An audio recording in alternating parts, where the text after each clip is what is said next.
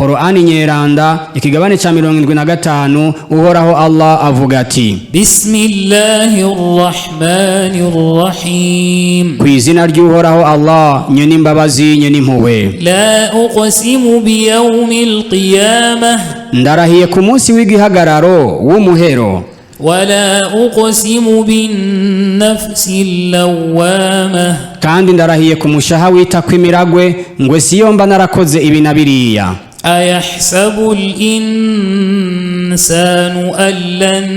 najma'a 'idhamah Mbega umuntu yibaza yuko atabwo tuzokwegeranya amagufa yiwe Bala qadirina 'ala an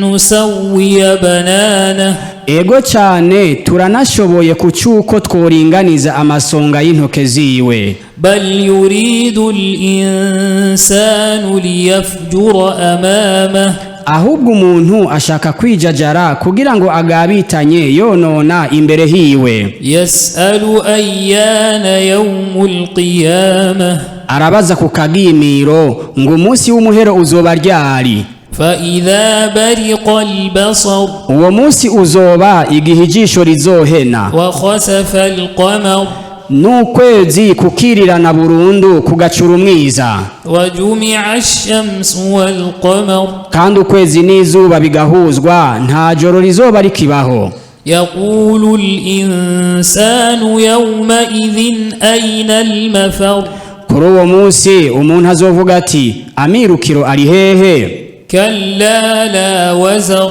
teshkute nta mihisho ahari kuri uwo munsi إلى ربك يومئذ المستقر kuri uwo munsi amashikiro ni kwa Allah imana yawe gusa ينبأ الإنسان يومئذ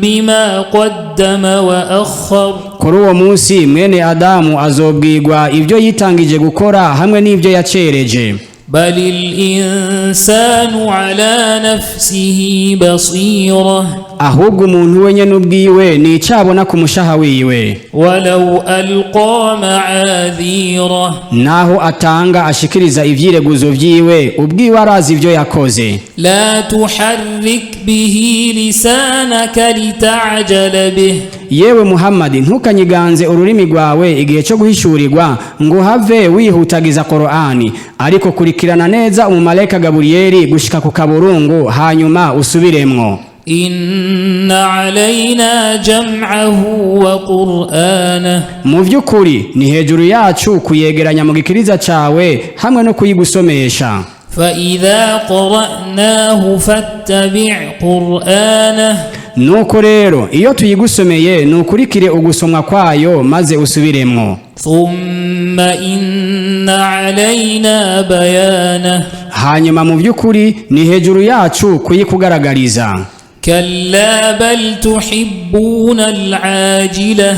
oya suko ahubwo mwikundira ikinyaruka kurangira aribwo buzima bw'isi وتذرون الآخرة kandi mukareka ivy'ubuzima bw'inyuma yizuka akhera kandi arivyo vyiza bizokwamaho وجوه يومئذ ناظرة mu maso ha bamwe kuri uwo munsi hazoba hakayangana إلى ربها ناظرة hitegereza ku mana yaho Allah ووجوه يومئذ باسرة nayo mu maso h'abandi kuri uwo munsi hazonyinyigwa huzuye imyavyi تظن أن يفعل بها فاقرة hazotahukirwa neza yuko haza gushikirwa n'icago kivuna uruti rw'umugongo كلا إذا بلغت التراقي nimuteshwe mute mwibuke igihe umutima uzoshika mu minimini z'ibitugu وقيل من راق kandi hakavugwa ngo ninde mukingizi muvuzi yo muvura وظن أنه الفراق kandi nyawayo agasobanukirwa neza yuko mu vy'ukuri uwo ari umwanya wo gutandukana n'isi والتفت الساق بالساق kandi umurundi w'ukuguru ugafatana n'uwundi murundi إلى ربك يومئذ المساق ku mana yawe Allah niho masubiro kuri uwo munsi فلا صدق ولا صلى nuko rero ntabwo yemanze ukuri kandi ntabwo yasenze yubamira uhoraho Allah, ولكن كذب وتولى ariko yaragararije kandi asubiza umugongo inyuma atera ibitugu bw'Islamu. ثم ذهب إلى أهله يتمطى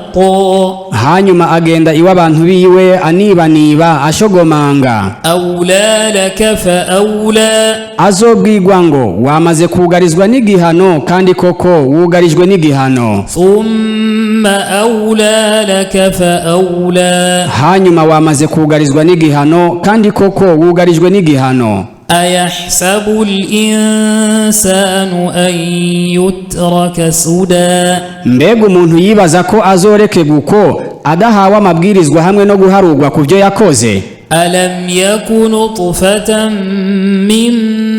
مني يمنى mbega mwene Adamu ntabwo yari magi ntanga ryatonyangijwe, ثم كان علقة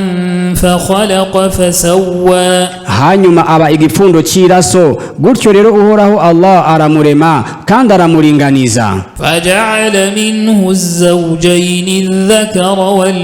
والأنثى nuko rero amuronsa kuba bumwe mu buryo bubiri, gitsina gabo na gitsina gore. أليس ذلك بقادر على أن